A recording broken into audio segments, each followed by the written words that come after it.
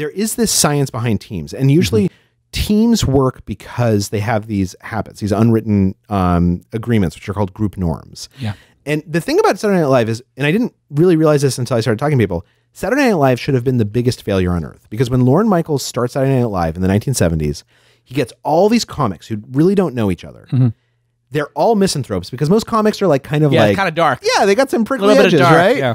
He brings them all New York. Almost none of them are from New York. They're all from Right. California, because like there's no comedy scene in New York. A super pleasant, low pressure place. Totally. New York in the 1970s? Sure. It's like idyllic, Sounds right? great. He puts them all in a room, and then he tells them, I want you to come up with sketches, and if I choose your sketch, I have to cut your sketch.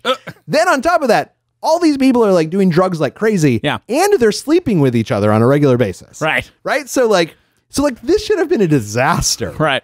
So the reason it worked, though, is because Lorne Michaels has this like crazy way of running meetings and basically running everything, which is that if you're at a table with Lorne Michaels, he will essentially force you to speak. And he has this sheet of paper with everyone's name on it. And every time everyone talks, he makes a little check. And if the checks aren't all equal, he'll like basically like bully, like say like, Jason, Charles, you haven't spoken yet. Exactly. Charles. I haven't heard anything from you in a little while. Like, why don't you tell me what's on your mind? He also is like this crazy ostentatious listener. So he's a pretty demure guy in real life, right? Yeah. He's not the most like, he's a socially awkward guy, but in a meeting, he's like, tell me that idea that you have.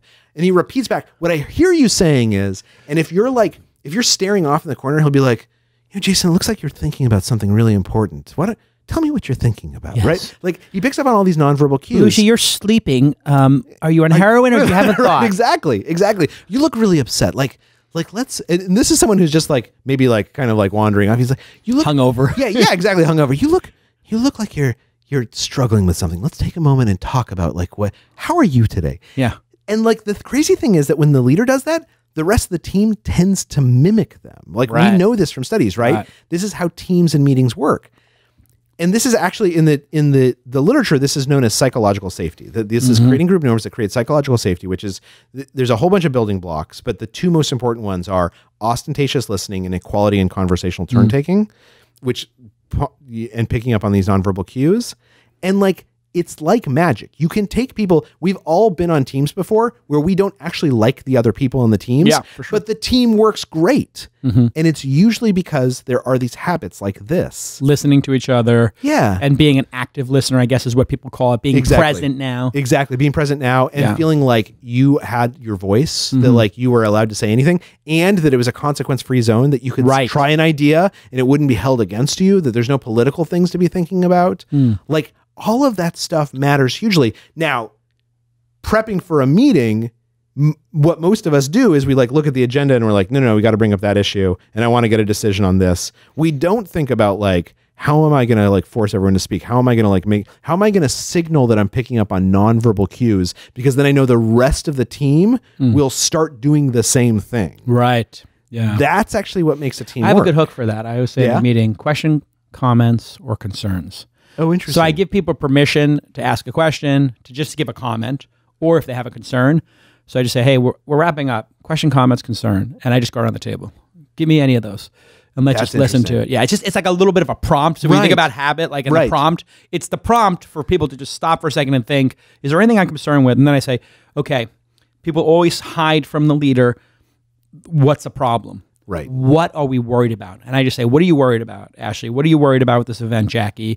What's concerned? Is there anything we're concerned about that could go wrong? Let's just talk about that now and maybe try to preempt a problem when we have the event or whatever. It's a great idea. There's another like prompt of like, what do we actually? And then the other one I do is like, what do we suck at as an organization when we do like a retreat or something? That's a great. What are we really bad at that we could just 10x and be awesome at? What are the organizational habits that like all of us can recognize as soon as you say it, and none of us are talking about? Yeah. Beth, I was talking to Beth Comstock from GE a couple days ago. She had this thing that she does during every meeting where she says, she asks one person to become the devil's advocate. So basically on each permission. Topic, and she'll say, Jim, like what I'd like you to do is I'd like you to tear this idea down. Because the great thing about that is that not only does it give you permission, right? Because you're not taking responsibility for it. You're just following an order. But also it actually forces people to start thinking more in divergent ways. Because you know that at some point you're going to get called on and she's going to say, and you want to impress her with your criticisms. Right. So you become more self-critical. You start looking at it from other perspectives.